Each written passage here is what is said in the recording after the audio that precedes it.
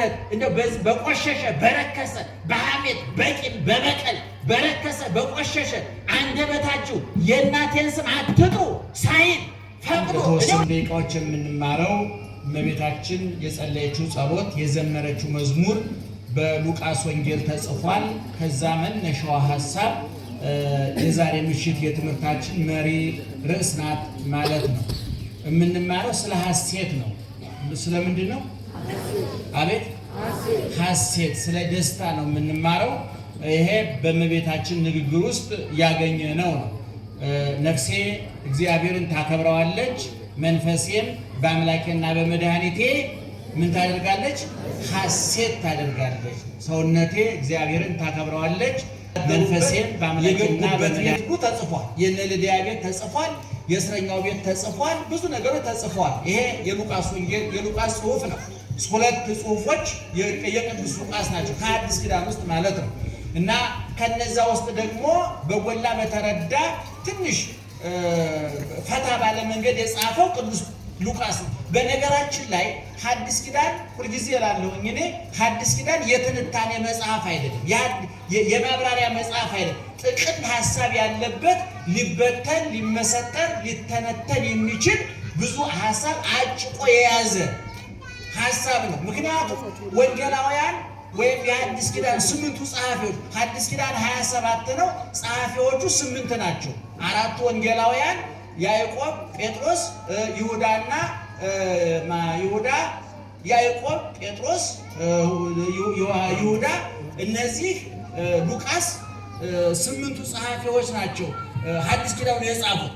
እና ሐዲስ ኪዳኑ በተለይ ወንጌላት የኢየሱስ ክርስቶስን የሕይወት ታሪክ የያዙ ናቸው በሶስት መንገድ። አንደኛ ያስተማረውን ትምህርት፣ ሁለተኛ ያደረጋቸው ድንቅ ተአምራት፣ በሶስተኛ ደረጃ የሰራው በጎ ስራና ትሩፋት ጽፈዋል።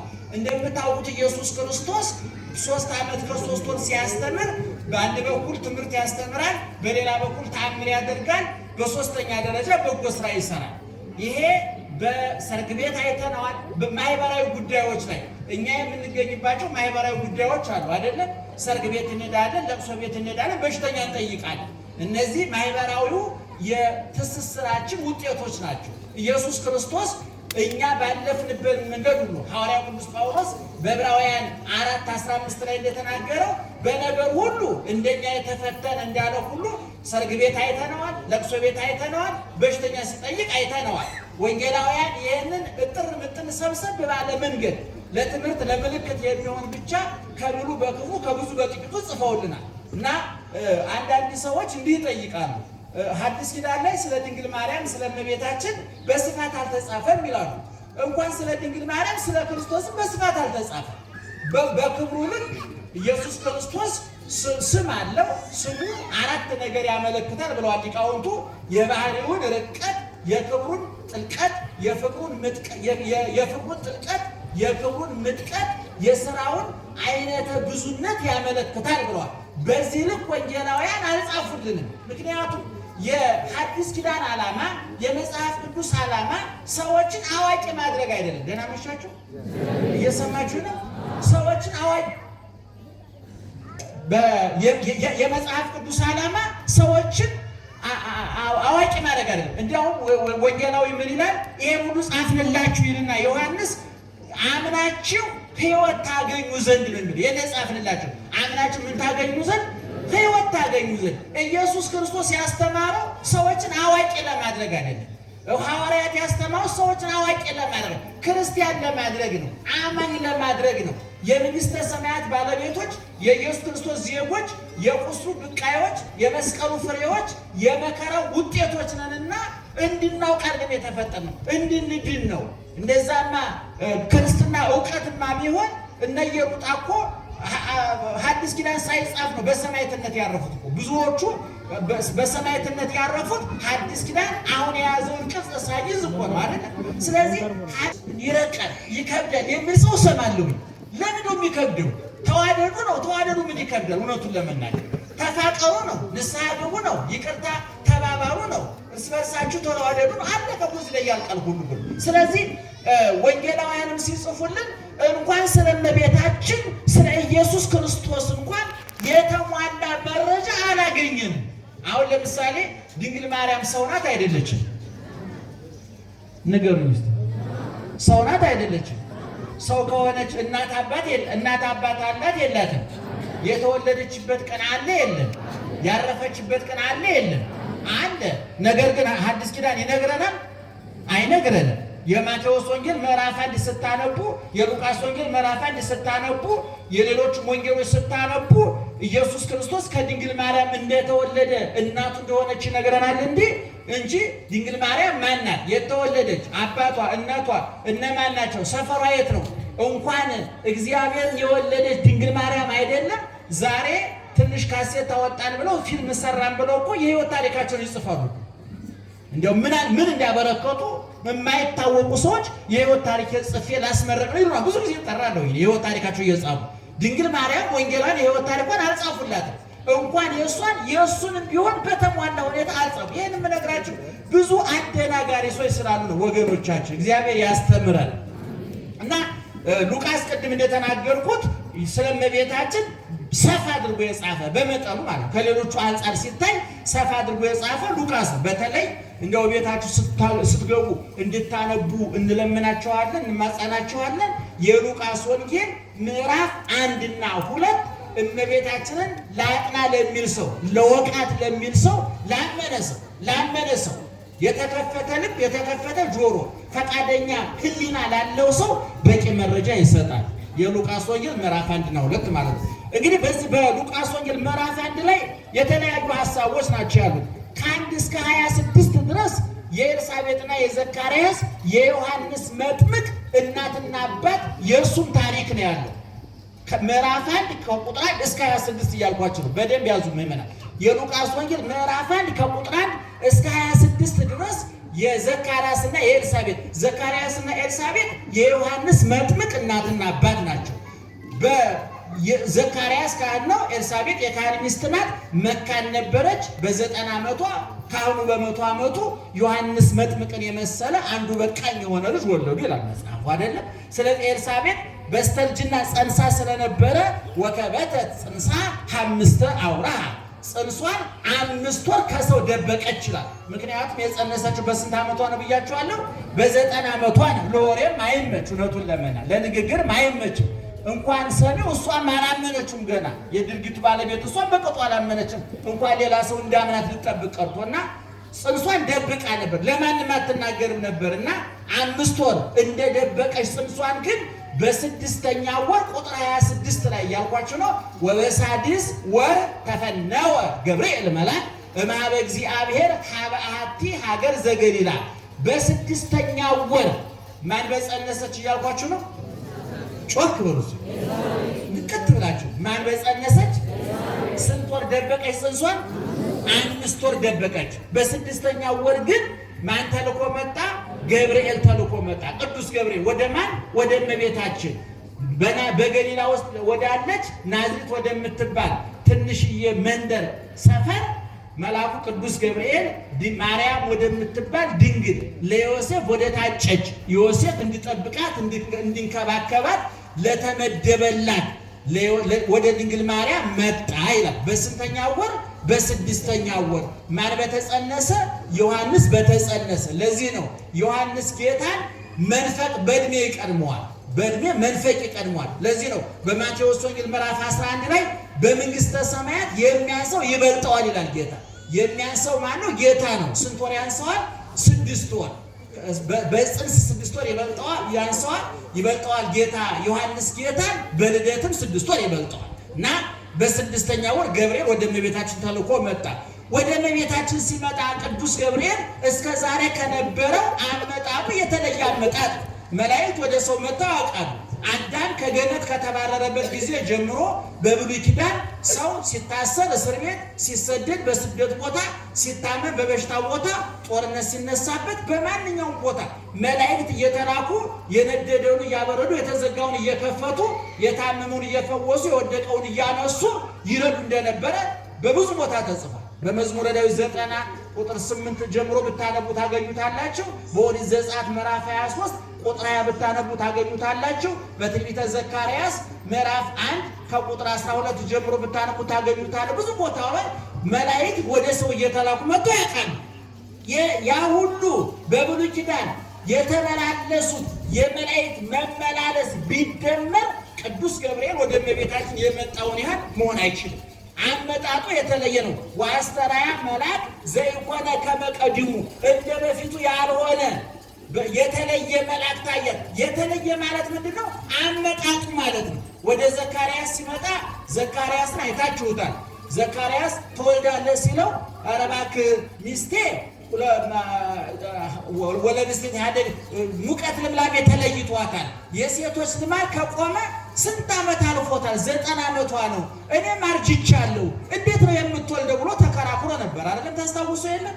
በኋላ መልአኩ ምንድን ነው ያለው? እኔ ከእግዚአብሔር ዘንድ ተልኬ በእግዚአብሔር ፊት የምቆመው ገብርኤል ነኝ። ተልኬ ነው የመጣሁት። የነገርኩን ማመን ነበረብህ። ስለተጠራጠርክ ልጁ እስኪወለድ ድረስ 9 ወር ከ5 ቀን ኩን በሃመ ወሰአ ነቢበ፣ አንደበት ይዘጋ መናገር ይሳል ብሎታል። ማን ነው ያለው? አቤት ማን ነው ያለው? ማንን? አቤት ጮክ በሉ። ዘካርያስን። ከዛ አሁን የመጣበት ግን እንዲህ እንደ ልቡ የሚሆንበት አይደለም። ምክንያቱም የጌቶቹ ጌታ የነገስታቱ ንጉሥ የምድር የሰማይ ባለቤት ገረዱ አገልጋዩ አይደለችም፣ እናቱ ናት። በእናትነት ላይ ግርድናን አገልጋይነትን በድንግልና ላይ እናትነትን ደርባለች። እመቤታችን ተቃራኒ ነገሮችን አስማምታ ተገኝታለች ብለዋል አባቶቻችን። ድንግልና ከእናትነት እሳትና ጭድ ነበረ፣ እሷ አስማማችሁ። አንድ ሴት መውለድ ከፈለገች ድንግልናዋን ታጣለች። መውለድ ከፈለገች ድንግልናዋን ታጣለች። ድንግልናዋን ከፈለገች ደግሞ መውለድ አትችልም አይደለም። እመቤታችን ግን እነዚህ መስተጻርራን እሳትና ጭድ የሆኑትን በአንድ ሴት ላይ ሊገኙ የማይችሉትን የአንዱ መኖር አንዱን የሚያጠፋውን ሁለቱን እሳትና ጭድ እሳትና ውሃ አጥፊና ጠፊ የሆኑትን እናትነትና ድንግልናን ምን አድርጋ ተገኘች? አስማምታ ተገኘች። ደስ አይልም? ምዕመናን እንኳን እናታችን ሆነች። እውነቱን ለመናገር እንኳን ስሟ እንድንጠራ ፈቀደልን፣ እንኳን ክብሯ እንድናውጅ ፈቀደልን። በእውነት እንደው በቆሸሸ በረከሰ በሐሜት በቂም በበቀል በረከሰ በቆሸሸ አንደበታችሁ የእናቴን ስም አትጥሩ ሳይል ፈቅዶ እኔ ሁልጊዜ አደንቃለሁ ምዕመናን። እመብርሃንን ነው የምላችሁ። እኔ ጠዋት ተነስቼ ውዳሴ ማርያም ስደግም አንዱ ትዝብቴ ምንድነው ታውቃላችሁ? ጌታ ሆይ አዳሬን ታውቀዋለህ፣ ውሎዬን ታውቀዋለህ፣ አንደበቴ ሐሜተኛ ነው። እንደው በዚህ ቆሻሻ አንደበትህ የእናቴን ስም እንዳንጠራ ብለን መብት ሳትገፍ ስሟን እንድንጠራ ስለፈቀድክልን ክብር ምስጋና ይግባ ማለት ያስፈልጋል። እየሰማችሁ ነው? ይህን ማመን ያስፈልጋል። ልባችሁ ይከፈል፣ አይምሯችሁ ይከፈል፣ ነፍሳችሁ ትከፈል። በእውነት እንኳን እግዚአብሔርን ወልደ እንኳን እሱና የእሱ እናት ሆና በእውነት የነቢያት እናት የሐዋርያት እናቶች እንኳን ይከበራሉ። እና መልአኩ መጥቶ ትጸንሻለሽ ትወልጃለሽ አላት። እሷ በእውነት ቁጥብ እናት ናት፣ ክት እናት ናት፣ ዝርክርክ እናት አይደለችም፣ የምኞት እናት አይደለችም። ከልጇ ከእናቷ ከሔዋን የተለየች አስታውሳለሁ። ታኅሳስ ላይ ስመጣ ሁለቱ ሴቶች የሚል ትምህርት አስተምሬ ነበር አይደለም? አረሱ ትምህርታችሁን ጌታ ኑሮ እንኳን ትምህርት ይወት ያስመስል አስባችሁ ቤታችሁ መግባታችሁ ራሱ እናንተ ሆናችሁ ነው። እንኳን የኔን ትምህርት አረሱት ምን ያደርግላችኋል? ለሚቀጥለው መጥቻ አስተምራችኋል። እርሱት ያን አስታውሳለሁ ብለ መኪና እንዳይገጫችሁ የጌታ ኑሮ እንኳን ትምህርቱን እኔ የወለዳችሁ ልጅ ራሱ ረስታችሁ የማን ልጅ አለማለታችሁ ጀግኖች ናችሁ። በሆነ ደህና ናት ማመስማት አንተ ተናገር። አቤት ደህና መሻችሁ ተቃበሩ። ለማንኛውም ስለዚህ አሁን መልአኩ ወደ እመቤታችን መጥቶ ትጸንሻለሽ ትወልጃለሽ አላት። ይሄ አዲስ ቃል ነው። ምናልባት መጽነስ መውለድ ግስ ሊያገናኘው ይችላል። መቼም ቋንቋ ደካማ ቋንቋ ደካማ ነው ይባላል። ብዙ የማይሸከማቸው ምስጢሮች አሉ። ለምሳሌ ፀሐይ በሰማይ አለ አይደለም? በሰማይ ላይ ያለችው ፀሐይ ማን ትባላለች? ፀሐይ። እናንተ ሰፈራር ወይዘሮ ፀሐይ ማን ይባላሉ? ፀሐይ ይባላሉ። በሰው ያበሩ ሙቀት የላቸው አምፖል ሲቃጠልባቸው ዘድቡ ጨለማ ውስጥ ነው የሚያድሩት እኮ ማማሳይ። ግን ስማቸው ማን ነው? ስማቸው ማን ነው? ፀሐይ። አሁን እኔ ኤልሳቤጥ ጸነሰች እንትና ጸነሰች ብሎ ማርያም ጸነሰች ሲባል ቋንቋ ምን ሌላ ባገኘው እላለሁኝ እኔ ነገር ቃል አጠረኝ ይላል። አሁን አንድ ዘፋኞቹ መልክሽን ለመግለጥ ምን ይላሉ? ምን ብዬ ላድንቅሽ ቃላቶች አጠሩኝ የሚል ዘፈን አለ አይደል? ሰማችሁት? እኛ ሰምተነዋል። ምን የሰማው ግጥሙ አበጥሬ ያሳምሬ ግጥሙ በጣም የሚያፈላስፈኝ ግጥም ወስዳለሁ ከየዘፈኑ እና አሁን ሴት ለማመስገን ምን ቃል ያጥራል? ዓይንሽ ያምራል፣ ጥርስሽ ያምራል፣ አለቀ እኮ በቃ የሚቀጥል እኮ የለም። እውነቴን ነው የምልሽ። ሲሸጉሯችሁ እንደው እየደጋገሙ ሲነግሯችሁ ሴቶች እውነት እየመሰለ እየተታለላችሁ ነው እንጂ ፀጉርሽ ረዥም ነው፣ አለቀ በቃ። ምን ልጨምርበትሽ? አሁን ግን ድንግል ማርያምን ለማመስገን ግን ቃል ያጥራል። ምዕመናን ማርያምን ነው ቃል ያጥራል። እኔ ሊቃውንት እኮ አሉና ለዛው በቅድስና እኮ ነው፣ በጽድቅ እኮ ነው፣ በንጽህና እየተመላለሱ በቅድስና እየተመላለሱ እኮ በመኑ በአምሳለ መኑ አስተባስለኪ ወደ ሰማይ ወጥተን በፀሐይ በጨረቃ በከዋክብት እንዳንመስልሽ ጨለማ ይፈራረቅባቸዋል። ወደ መሬት ወርደን በአዝርዕት በእጽዋት በአትክልት እንዳንመስልሽ ይደርቃሉ፣ ይጠወልጋሉ፣ ይረግፋሉ። በዕንቁ በአልማዙ በብሩ እንዳንመስልሽ ይዝጋል፣ ይሰለቻል። ኧረ በማን እንመስልሽ?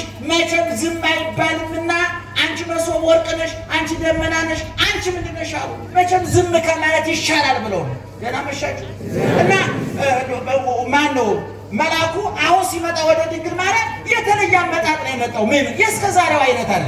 ዋስተራያ መልአክ ዘይኮነ ከመቀዲሙ መልአክ ታያት። ምን አይነት እንደ በፊቱ ያይደለ መላእክት እሷ ሲያጫውቷት ነው የሚውሉት። ጓደኞቿ እነሱ ናቸው። ሻይ አጣጮቿ፣ ቡና አጣጭ እንደሚባለው ጓደኛ፣ የልብ ጓደኛ ነኝ እንደምትሉት እናንተ የድንግል ማርያም ጓደኞቿ፣ ባልደረቦቿ፣ አጫዋቾቿ ቅዱሳን መላእክት ናቸው። ተለይተዋት አያውቁ።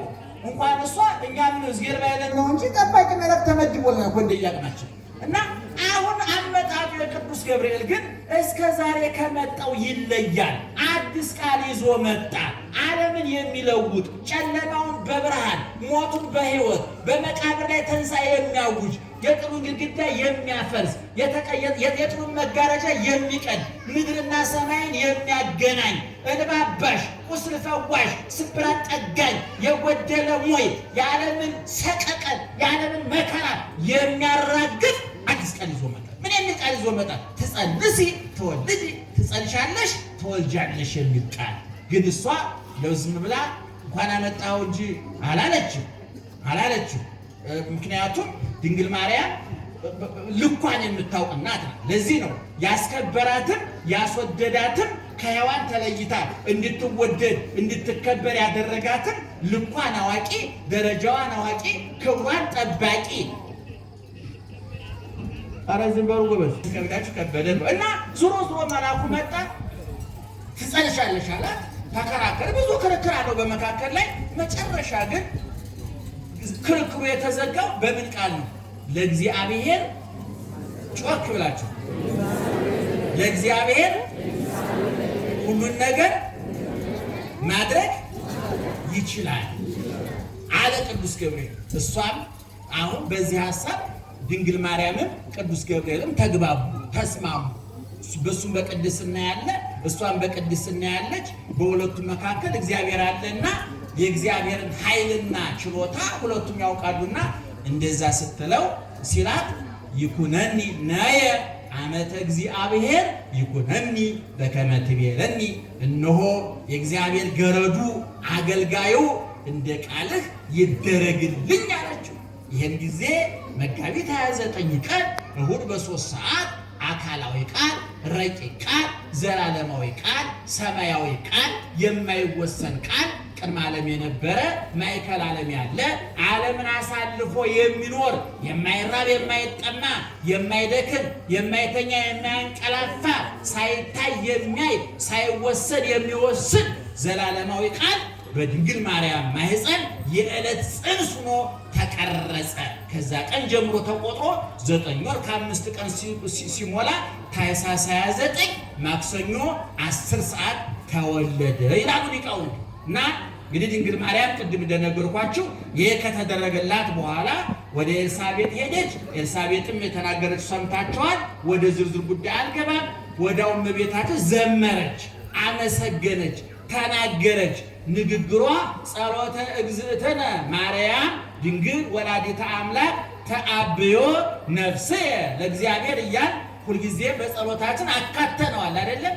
እኔ የኛ አባቶች የዘወትር ጸሎት ብለው እንደው የዘወትር ጸሎት ብለው አትገጼ ብለን ጀምረን በስመ አብ ነአኩተከ አቡነ ዘበሰማያት ጸሎተ ሃይማኖት ቅዱስ ቅዱስ እሰግድ ስብሐት ሰላም ለኪ ጸሎተ እግዝእትነ ማርያም ብለው ጸሎት ሰርተውልናል አይደለም። ከብሉይ ከሐዲስ አውጣተው እጥር ምጥን ያለ በቦታ በጊዜ በሁኔታ የማይሰለች አቅማችን ያመጣጠነ ጥያቄያችን የመለሰ ልባችን ሊያሳርፍ የሚችል ጸሎት ሰርተውልናል። አባቶቻችንም በረከታቸው ይድረሰን እና ድንግል ማርያም በጸሎቷ ምን አለች? በሰውነቴ ነፍሴ ማንን ታከብረዋለች? እግዚአብሔርን ታከብረዋለች። ቀጥላ ያለችው ናት። እኔ እንድንማርባት ትንሽ ለ15 ደቂቃ እንድንናገር የምፈልገው መንፈሴም በሉ እስኪ መንፈሴም በአምላኬና በመድኃኒቴ ሐሴት ታደርጋለች። ሐሴት በግዕዝ ቋንቋ ደስታ በጣም ብዙ አይነት ነው። በጣም ብዙ አይነት ነው። አንድ ቋንቋ የማጠናበት ቦታ አለ እና አንድ ወዳጄ ቋንቋው ሰውየው ሲነግረኝ ስለ ደስታ አብራራልኝ ስለው ሃፒነስ እና ኢንጆይመንት ማለት ይለያያል። ይሄ በልቶ ጠጭቶ ሲንገላወድ ብሎ ደስ አለኝ የሚለው ኢንጆይመንት ይባላል። ሌላውን ሲረዳ ሲደግፍ ሲውል ደግሞ ሃፒነስ ይባላል። ኢንጆይመንት ማለት ፍስሐ ነው። ሃፒነስ ማለት ደግሞ ሐሴት ነው። ሐሴት ማለት ቋሚ ደስታ ነው። በመጽሐፍ ቅዱስ በነገራችን ላይ በመጽሐፍ ቅዱስ ያለው ደስታና እኛ የምናውቀው ደስታ ይለያያል። በመጽሐፍ ቅዱስ ያለው ጥጋብና እኛ የምናውቀው ጥጋብ ይለያያል። እግዚአብሔር ረሃብ የሚለውና እኛ ረሃብ የምንለው ይለያያል። እኛ ሞት የምንለውና መጽሐፍ ቅዱስ ሞት የምንለው ይለያያል። ስለዚህ እመቤታችን ምንድን ነው ያደረገችው? መንፈሴ በአምላኬና በመድኃኒቴ ምን ታደርጋለች? ሐሴት ታደርጋለች። እንደውም አሁን ሐሴት የሚል የሴቶች ስም እሰማለሁ። ሰምታችኋል? በጣም ደስ የሚል ሐሴት በጣም ጥሩ ስም ነው። ፍስሐ እንኳን የተለመደ ነው፣ የወንድ ስም ነው። ለወንድ ለሴትም ይሆናል። በተለምዶ ፍስሐ ለሁለቱም ጾታ የሚሆን ነው። ጾታ የሌለው ነገር ለወንድም ለሴትም ይሆናል፣ ችግር የለበትም። ግን ዙሮ መንፈሴ በአምላኬና በመድኃኒቴ ምን ታደርጋለች? ሐሴት ታደርጋለች። እንግዲህ ሰዎች በብዙ ነገር ሊደሰቱ ይችላሉ። ወልደው በትዳር ይዘው ልጅ ሲስሙ፣ እርሻ አርሰው ዘር ሲቅሙ፣ መሬታቸው ምርታማ፣ ንግዳቸው ትርፋማ፣ ትምህርታቸው ውጤታማ ሲሆን በየተሰማራንበት የሥራ መስክ ውጤት ስናገኝ ደስ አለኝ እንላለን አይደለ? በልተን ጠጥተንም ደስ አለኝ እንላለን። ልብስም ለብሰን ደስ አለኝ እንላለን። ግን ዓለማዊው ደስታ ያረጃል፣ ይዝጋል፣ ያፈጃል፣ ይገረጅፋል፣ ይሰለቻል። ለምሳሌ ወርቅ ደስ ይላል፣ ደስ አይልም? አቤት! ወርቅ ደስ የሚለው ግን ጆሮና ጣት ላይ ሲሆን፣ አሁን በሆነ ተአምር ቤታችሁ ስትገቡ ጣራው፣ ግድግዳው፣ አልጋው፣ ጠረጴዛው ወርቅ ሆኖ ብታገኙት ድንጋይ ፍለጋ ነው የምትወጡ። ገብቷችኋል ሀሳቤ? እንደውም መቼም ታላቁ ሊቅ ዮሐንስ አፈወርቅ የገንዘብ የሚወድ ሰው ይላል ሰማዩ ወርቅ እንዳዘንብ ይጸልያል፣ መሬቱ ብር እንዲያበቅል ይፈልጋል። ነገር ግን አሁን በዝናቡ ፋንታ ወርቅ ቢበቅል እንጠቀማለን እንጎዳለን? እስኪ ንገሩ። ምን ቢዘንብ ጥሩ ነው? ዝናብ ነው መጣል ያለበታል። ወርቅ ቢዘንብ መቅሰፍት ነው በረከት ነው? መቅሰፍት ነው። የተዘራ ሁሉ ጤፍ ስንዘራ ብሩ ነው ቢበቅል መቅሰፍት ነው በረከት ነው? መቅሰፍት ነው። ሁሉም በምድቡ ነው የሚያስፈልገውና ይሄ ዓለማዊ ደስታ ያረጃል፣ ይሰለቻል። አሁን መዝናናት ብትሉት ቦታ መቀየር ነው። አሁን ለምሳሌ ትልልቅ ሆቴሎች ሄዳችሁ የምትዝናኑት እስከ ተለምዱት ድረስ ነው። እዛ ትልልቅ ሆቴል እኮ የሚሰሩ ሰራተኞች እኮ ለመዝናናት እኮ እኛ ሰፈር ሻይ ቤት ነው የሚወጡ ይገርማችሁ። ምክንያቱም ይሰለቻል።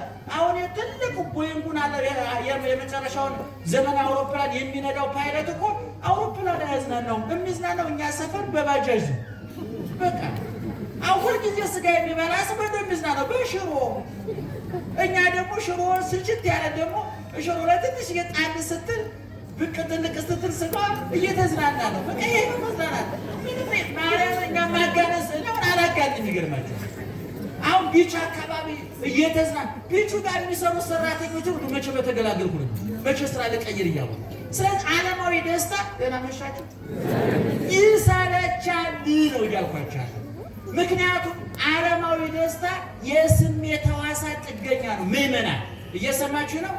አይን የምን ጥገኛ ነው? ከስሜት ሕዋሳት አረ ንገሩ። አይን የምን ጥገኛ ነው? ወርቅ ለምሳሌ ከስሜት ሕዋሳታችን ወርቅ ትርጉም የሚያጠብ ምን ብናጣ ነው? አይ አሁን እኔን ለመተባበር መላቸው ነው እንጂ አይን ነው የተባበረ አይመስላችሁ? ለምሳሌ አንድ አፍንጫ ለሌለው ሰው አፍንጫውን ለማያሸት ሰው ብዙ ሺህ $1000 አውጥተህ ሽቶ ገዝተህ ብትመጣ ውሃ በብልቃት ከማምጣት የተለየ አይደለም። ምክንያቱም አፍንጫ ያለው ምን ይሰራለት? እኔ አሁን ለወርቅ ብትሰጠኝ እኔ ማህበረሰቡ ነው ስለተስማማኝ ጣቴ ላይ ያደረኩኝ እንጂ ምን እንደሆነ የማውቀው ነገር የለም። ድንጋይ አድርጌ በምን ይታወቀኛል? ብረት ሆነ እኔ መዳም ነው ብላችሁ ብታደርጉልኝ ምን ቸገረኝ? እኔ ብቻ እኔ ተስማምተና ቀለበት አድርጌያለሁ ነው በቃ። ዓለማዊ ደስታ እየሰማችሁ ነው። የስሜት ሕዋሳት ጥገኛ ነው። ልብ አድርጉ።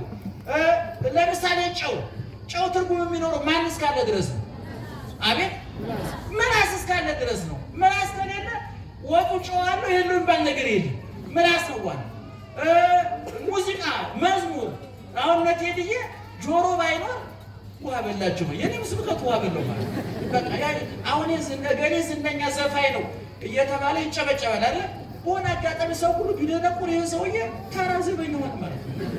ምክንያቱም ጆሮ ላይ ነው ጉዳዩ ያለው። አያችሁ፣ ዓለማዊ ደስታ የስሜት ጥገኛ ነው። ቅዱስ ጳውሎስ ይህንን ሲያፈርስ ምን አለ መሰላል? በዚህ በአንደኛ ቆሮንቶስ ምዕራፍ 2 ላይ እግዚአብሔር ለወዳጆቹ ያዘጋጀው ክብር ይላል ዘአይን ይሬ ወእዝ ይሰማ ወውስተ ልበ ሰብእ ዘይትሃለየ ዘአስተዳለው እግዚአብሔር ለእለ ያፈቅርዎ።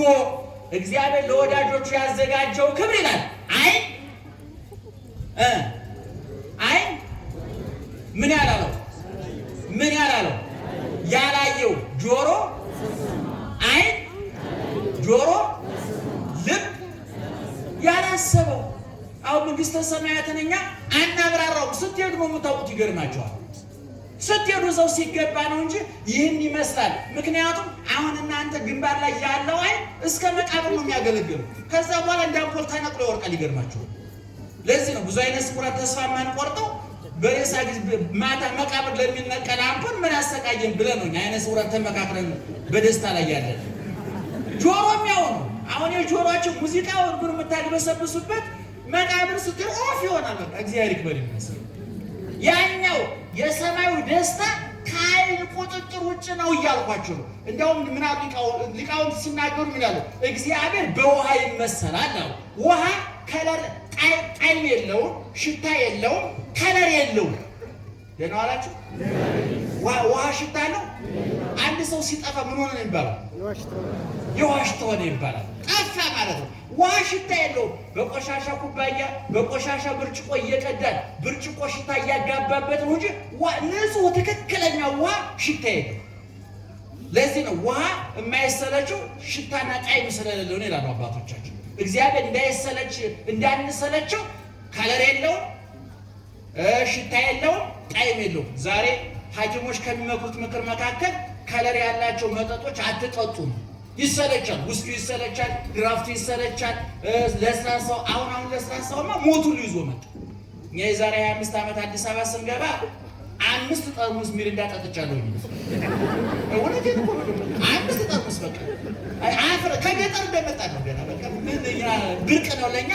ዛሬ ቢሆን አሞኝ ነበር። ይገርማል። ያን ጊዜ ግን መረጃ ስለሌለኝ እኔ ሁልጊዜ እናገራለሁ፣ ስለማይጠቅማችሁ ነገር መረጃ እየሰበሰበ በሽታ ላይ አትዳቱ። በሰላም የኖራችሁትን በሽታ ተሸክማችሁ መኖር ሲገባ መረጃ ሸምስባችሁ አሞታችሁ ታድራላችሁ። ይገርማችሁ። እና ያን ጊዜኛ ጠጥተን ነበር። እና ዙሮ እግዚአብሔር በምን ይመሰላል? አረ ንገሩኝ። በምን ይመሰላል? በውሃ። ውሃ ምን የለውም?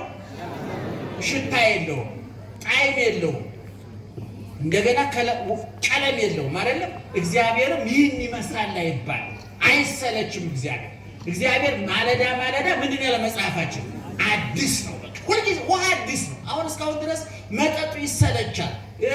የፈለጋችሁት ውድ መጠጥ እንኳን ቢሆን ከአንድ ጊዜ ከሁለት ጊዜ አትደግሙትም። ጉበት ያፈርሳል፣ ኩላሊት ያበላሻል፣ ሰውነት ያሸታል፣ ያከረፋል። ሁልጊዜ የሚጠጡ ሰዎች እኮ ምክትል ጀሪካን ብሏቸው፣ ምክትል ጋን ብሏቸው። እውነቴን የምጠጡ ሰዎች ካላቸው ከጋኑ ጋር እንደው አክሲዮን ብታቋቁሙ ከጀሪካኑ ጋር ከጠርሙሱ ጋር ይሸታል፣ ይከረፋል።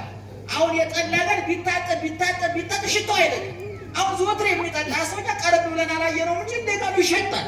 አትጠጡ እያልናችሁ ነው በግልባችሁ። ደህና መሻችሁ። ስለዚህ አሁን እመቤታችን መንፈሴ በማን ትደሰታለች አለች? በአምላኬና በመድኃኒቴ ምን ታደርጋለች?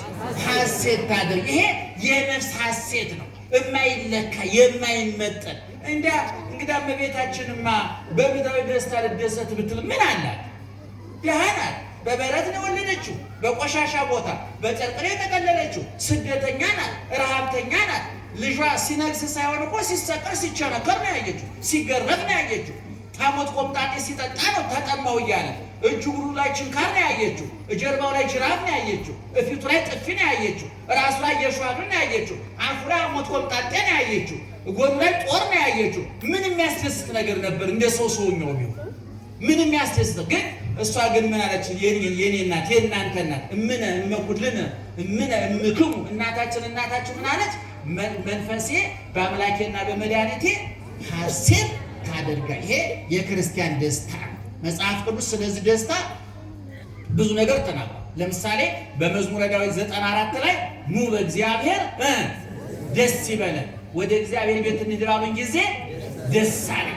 ነቢዩ ዕንባቆም ደግሞ በምዕራፍ 3 ቁጥር 17 ላይ ወይን ባያፈራ በለስ ባያፈራ ወይራው ባያፈራ እርሻው ሰብል አዝመራ ባይሰጥ በጎች ፍየሎች ከጎረኖ ቢጠፉ ላሞች በሬዎች ከበረት ቢጠፉ እኔ ግን በአምላኬና በመድኃኒቴ ምን አደርጋለሁ? ሐሴት አደርጋለሁ አለ። ቅዱስ ጳውሎስ ደግሞ እስር ቤት ሆኖ በጻፈው ደብዳቤ ምን አለ? በጌታ ደስ ይበላችሁ። ደግሜ እላለሁ በማን ደስ ይበላችሁ? በጌታ ደስ። ከእስር ቤት የተጻፈ ደብዳቤ ነው እና ከእስር ቤት ደብዳቤ ቢጽፍ አንድ ሰው ቁንጫው ሰለቸኝ፣ ተስፋ ቆረኩኝ፣ ለሙሉ ከተማው ሰላም ነው ወይ? ምን ተፈጠረ? ብሶት። ቅዱስ ጳውሎስ ግን ደስ ይበላችሁ፣ ደግሜ እላለሁ በማን ደስ ይበላችሁ? በጌታ ደስ ይበላችሁ። ስለዚህ ክርስቲያኖች የእኛ ደስታ የሚቀዳው ከቁስል እንጂ ከጭፈራ አይደለም፣ ከመስቀል እንጂ ከክላሽ አይደለም፣ ከሆቴል አይደለም፣ ከመዝናኛ ቦታ አይደለም፣ ከሪዞርት አይደለም፣ ከቢሽዳር አይደለም፣ ከምንይዘው ውድ ሞባይል። የእኛ ደስታ የተቀዳው ሐሞት ቆምጣጤ ከጠጣው ከመራራ ከጠጣው ከክርስቶስ አንደበት ነው የእኛ ደስታ የወጣው።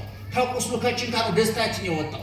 ደስ ይበላችሁ አለ ቅዱስ ጳውሎስ። ደግሜ እላለሁ ደስ ይበላችሁ። በዚህ በሉቃስ ወንጌል ምዕራፍ 15 ቁጥር 7 ላይ ደግሞ አንድ ኃጢአተኛ ንስሐ ሲገባ በሰማይ መላእክት ዘንድ ምን ይደረጋል አለ? ደስታ ይደረጋል። ምን? ኃጢአተኛው ስለተመለሰ፣ የረከሰው ሲቀደስ፣ የቆሸሸው ሲታጠብ፣ የጠፋው ሲመለስ፣ የወደቀው ሲነሳ፣ የከሰረው ሲያተር፣ የጠፋው ሲገኝ ደስታ ይደረጋል። ሰዎች ንስሐ ሲገቡ፣ ሥጋ ወደሙን ሲቀበሉ፣ ከክርስቶስ ጋር ሲጣበቁ፣ ያለኝ ይበቃኛል ብለው የረካ ትዳር፣ የረካ ንግድ፣ ያረፈ ፖለቲካ፣ የሰከነ ኢኮኖሚ ሲኖራቸው ያን ጊዜ ነፍስ ደስ ይላታል። እግዚአብሔር ያውቃል እንላለን ማለት ነው። ኢዮብ ያን ሁሉ መከራ ያለፈው እግዚአብሔር ይመስገን በማለት ነው። አብርሃም ያን ሁሉ መከራ ያለፈው እግዚአብሔር ያውቃል በማለት ነው። እግዚአብሔር ይዘንል፣ እግዚአብሔር ይወቅልን። መንፈሴን በአምላኬና በመድኃኒቴ ሐሴት ታደርጋለች። ተአብዮ ነፍሴ ለእግዚአብሔር ወተትሐሰይ መንፈሴ በአምላኬ ወመድኃኔ። ይሄ በሉቃስ ወንጌል የተጻፈ ነው። እንደሚታወቀው ከአራቱ ወንጌላውያን ወይም ደግሞ ከ8ቱ የሐዲስ ኪዳን ጸሐፊዎች መካከል ስለ ድንግል ማርያም ትንሽ በተን ያለ የተብራራ የተረዳ ሐሳብ ጽፏል የሚባለው ሉቃስ ነው። ሉቃስ ከ72ቱ አርድእት አንዱ ነው። ከሐዲስ ኪዳን መጻሕፍት መካከል 2 መጻሕፍት ጽፏል። በጥቅሉ የሐዲስ ኪዳን መጻሕፍት 27 ናቸው። ከ27ቱ 2ቱ የሉቃስ ጽሑፎች ናቸው። አንደኛው ወንጌል ነው፣ 24 ምዕራፍ አለው። ሁለተኛው ግብረ ሐዋርያት ወይም የሐዋርያት ሥራ የምንለው ደግሞ 28 ምዕራፍ አለው።